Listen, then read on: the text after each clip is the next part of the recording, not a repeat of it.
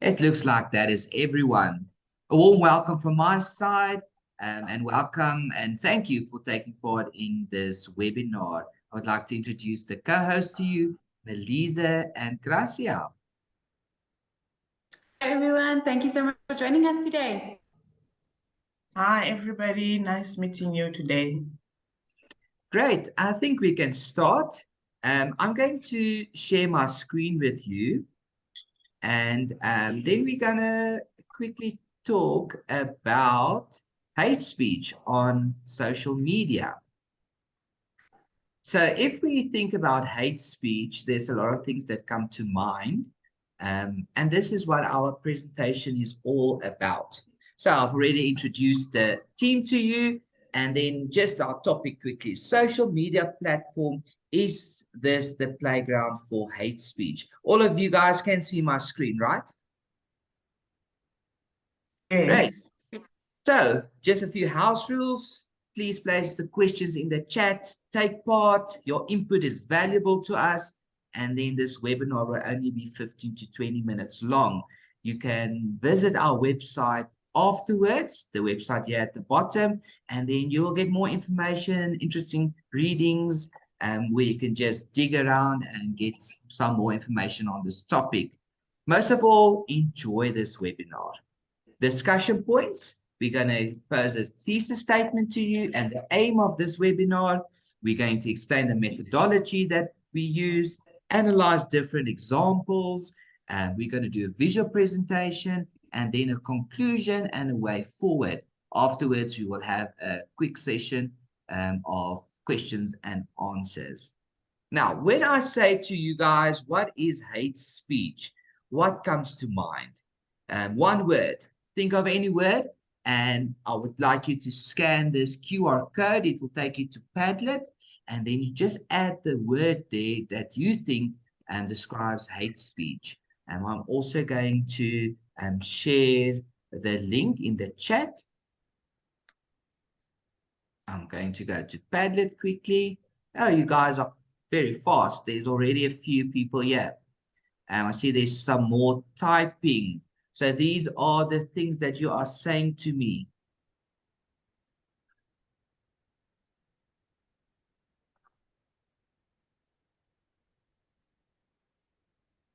The link is also in the chat if you're struggling with the QR code.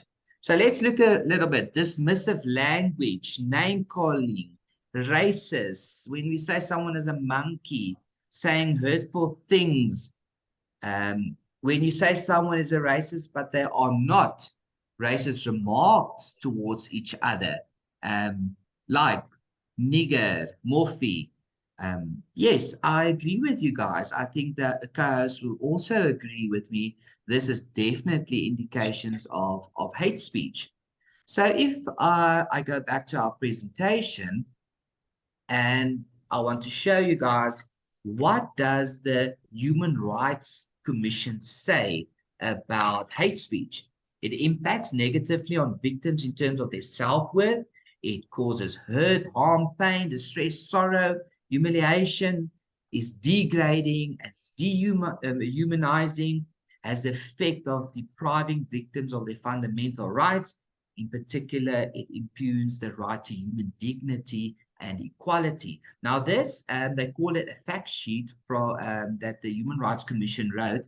It is also available on our website. It's an interesting thing to read. You can just go and visit and go to resources. Good. Our thesis statement for this webinar: the prevalence and amplification of hate speech on social media platforms have produced a toxic online environment that support prejudice, exacerbates social division, and violates the principles of freedom of speech. Now, our aim with this whole webinar is we would like to prove that social media platforms are definitely a playground for hate speech. We will be analyzing research, we will make conclusions, and then at the end, we will look at a way forward. Good.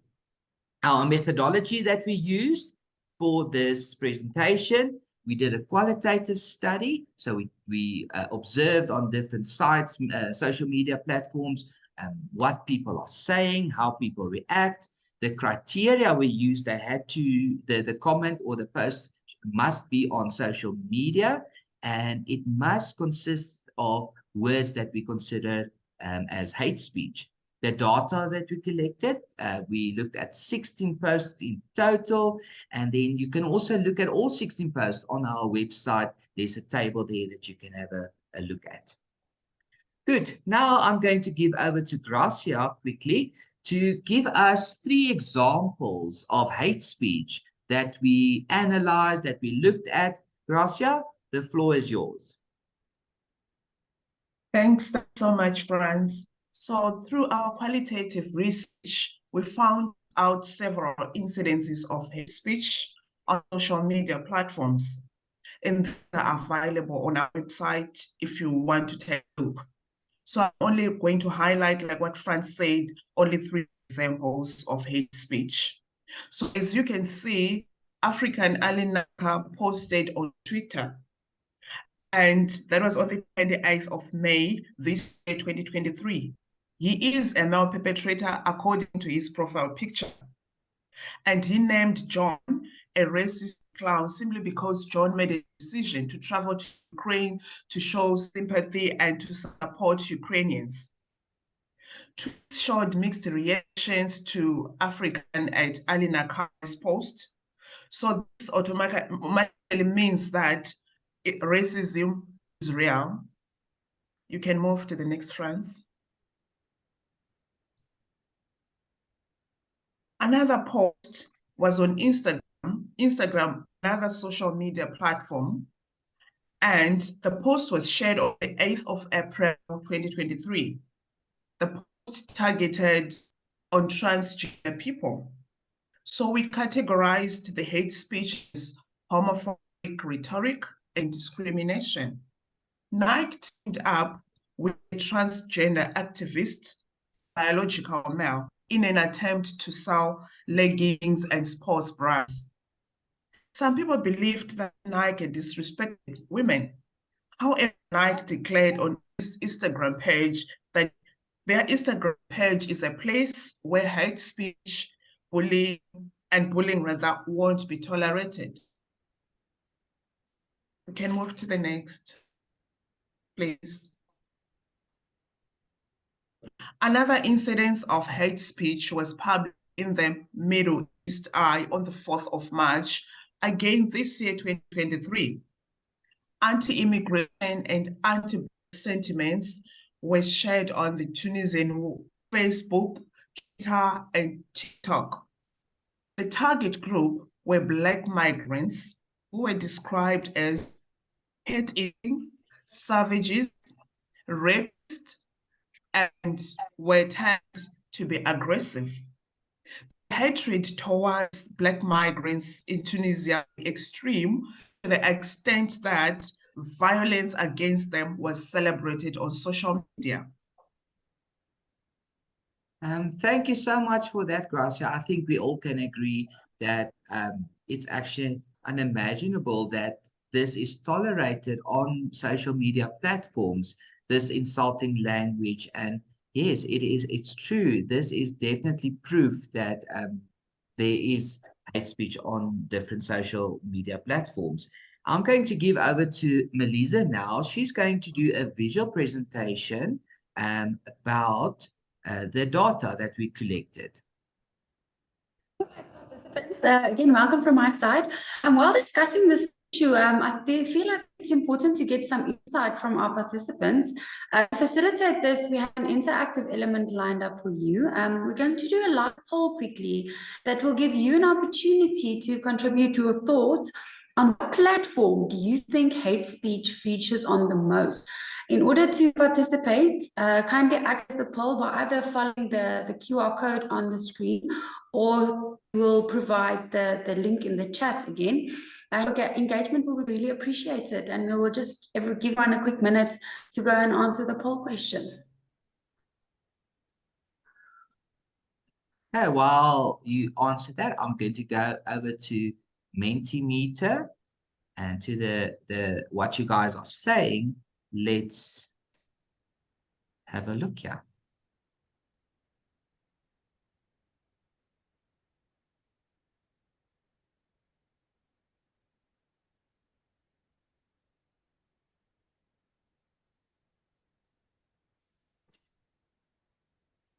Okay, we've got Twitter there, we've got Facebook. Melissa, you still on the floor. All right, that's interesting. Everyone is answering. We can just quickly discuss what we found. Examining the landscape of hate speech on social media, it became very evident to us that Twitter has emerged as the most prominent platform where these instances thrive. However, it's important to note that our analysis extended beyond Twitter to provide a comprehensive understanding of the issue. While Twitter does remain a significant source, we recognize that hate speech is not limited to a single platform. So Frans, if you can maybe go back to the presentation, and then I will quickly run through the visual analysis. No problem. We'll have a look a little bit later again on what did the guys say. Good.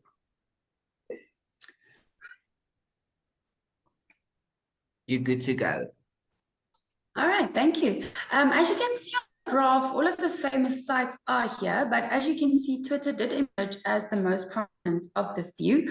I think there's a very good reasons why Twitter is particularly active when it comes to hate speech. The real time and the rapid nature of Twitter allows for instantaneous spread of information, often resulting in some impulsive and unfiltered expression of hatred. Secondly, I think the relative anonymity and ease of creating multiple accounts on Twitter can bolster individuals to engage in some hateful behavior without any fear of direct consequences. And lastly, the limited character count on a Twitter post can lead to oversimplification of very complex issues. And I think that is the reason why most people use Twitter as a kind of backbone for their hate speech. Now, Frans, if we can shift to the next graph. The next graph illustrates the target group's hate speech based on collected examples. And it is essential to emphasize that our data capture efforts are driven by the aim of capturing diverse examples. It is interesting to note that we found that trending targets of hate speech can be influenced by external factors, something like the time of the year, for example.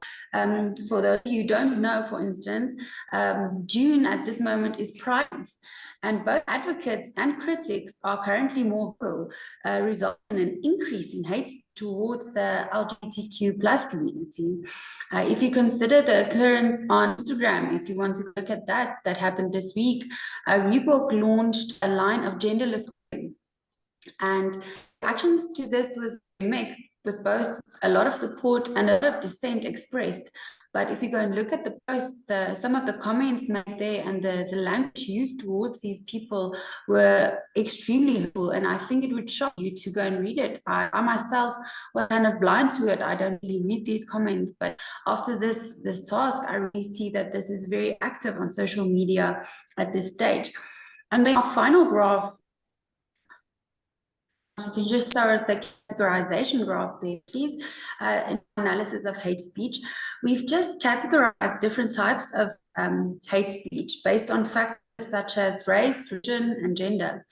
And despite some significant movements towards racial equality in recent times, it remains disheartening to observe that a substantial portion of hate speech continues to be rooted in racial factors.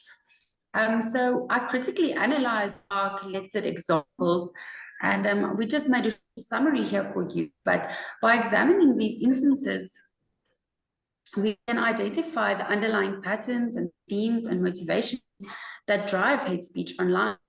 And it allows us to delve deeper into the impact it has on these targeted individuals and the communities. And through our analysis, we can uncover some techniques employed by the perpetrators, including the use of their stereotypes, the offensive language, and their dehumanized rhetoric. And moreover, the critically evaluating these examples help us to recognize that it's a complex issue and there's a lot of connections with discrimination based on race and religion, sexual orientation, and a lot of other social identifiers that was not even listed here. And I think by undertaking this examination, we can gain some insight into the systemic nature of hate speech and develop some strategies to effectively move forward so that we can foster a more tolerant and inclusive online environment. Yes, I agree with you. Just, Elisa, some interesting chats here. One participant said, scare how many people nowadays are inclined to speak their minds, quoted, but it is really offensive on Twitter. And then also, Jock said here, recently some churches are excessively posting LGBTQ comments on their social media pages as well. So, yes, I agree with you, Jock. You can carry on, Melisa. So by undertaking this, as I said, we just listed some points here. By examining these instances, there was really underlying patterns that we saw, and the perpetrators kind of all used the same prerogative, I can put it like that. We saw a lot of examples that has to do with different discrimination, and the social identifiers we saw was a lot of race, but there's a lot of other things that people decided that they can use as a basis to discriminate against someone. And I think the goal at the end of the day, as we said there, is to counter hate speech and to promote a tolerant online environment. Yes, I agree with you. I think at this stage we want to go, because of time, we're going to go to the conclusion. Social media platforms are definitely a playground for hate speech. I think after this presentation, we all can agree on that. We should be careful not to mix freedom of speech, that's part of our constitution, and hate speech. There's a very thin line between that. Then, obviously, we need to find a way forward. And I'm quickly going to give over to you, Gracia. You gave us 3 very interesting ways of combating hate speech. Thank you, Vince. Online hate speech is real and we cannot be silent about it. Therefore, we propose ways of combating hate speech. We suggest online advocacy against racism. Many people have access to social media platforms, which, according to qualitative findings, have become the playground of hate speech. And it is on the same platforms that can be used to combat hate speech. Some people in disadvantaged communities are disconnected, and we are aware of that. So they are disconnected from the internet. Therefore, we suggest the use of mass media such as radio to reach out to the people in their vernacular languages. And lastly, we propose the redesign of school curriculum so that it includes racism, sexism, and hate speech. We believe that if children are taught at a young age, they'll grow up being responsible digital citizens. Thanks, Franz. Thanks, Gracia. Melisa, moving forward, where do we go from now?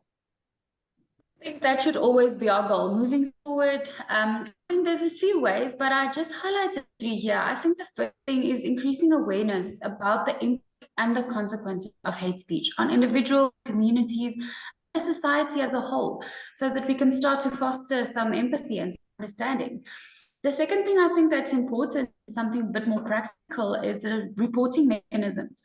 If we promote and improve the reporting mechanisms on social media platforms, we can empower users to report the instances of hate speech instantaneously and allowing them for swift action and accountability by the creators of the platforms.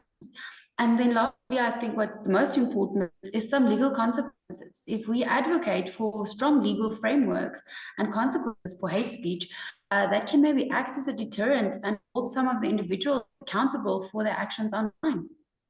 I agree. And quickly, just another comment here that I like. Azal said, our social systems are so corrupted. There's a lack of understanding. Jock says these people that say a lot of things, hate speech on social media, we call them keyboard warriors. It's easy to type an offensive towards someone else when you are behind a keyboard of a device. That is very, very true. Good. Thank you for that. And I'm going to open the floor quickly for a few questions and answers. If you would like to answer, you are more than welcome. If you would like to ask a question, you are more than welcome. You can just switch on your mic and your video, and then you can join in. Is there anyone? Hello. Yes, we can hear you. Hi. So it's more of a comment than a question. I read a post about Greta, also a very well-known influencer on Facebook. Yes. And she also made a comment about the LGBTQ community. And that is a very fine line between being outspoken, freedom of speech, but opening it up for hate speech, because the comments that came through was a big problem. Yes, thanks, Patrice, for that. I also read that article. It was quite upsetting. Thanks for that. Any other inputs or questions? Can you hear me? Yes, we can hear you. Okay. I would like to ask, as an HOD of life orientation at the school, we are touching on these subjects that you named now, but I would like to know, which grade or phase do you think we must emphasize more on this topic with the learners? If I can maybe answer that, Fran. I've also considered this. I'm not teaching life orientation, but I know a few people who do. We've also discussed when is the best time to start doing this. Well, my husband at this stage, he's teaching at primary school, and I think we're starting too late. The kids are having phones and they are having access to these social media platforms much earlier than we think, and they're being open to these comments, first of all, towards them, and being allowed to make these comments. So I think the starting age should be primary school already, because the kids are having phones from, I'm seeing grade 1, grade 2 that already have phones, and we're only addressing these issues. If you look at the syllabus in life orientation, we're only addressing these issues at grade 9, 10 level, which is too late. I Thanks, definitely Melissa. agree. I definitely agree. Okay, guys, it seems like there's no one else, and our time has caught up with us. Please visit our website to there will be a platform there where you can also speak your mind or ask questions. We will get back to you there as well. And then it's a big thank you from my side, Melissa, Gracia. Thank you guys for co-hosting with me this webinar. I think it was fun, and I think we learned today. Thank you so much for everyone who participated. We thank you for your time. Thank you, guys. Guys, if you would be so kind, you just scan the QR code and then just rate the webinar, and we will also post that results on our website. Thank you so much for joining in, and have a great day. Bye. Thank you, guys.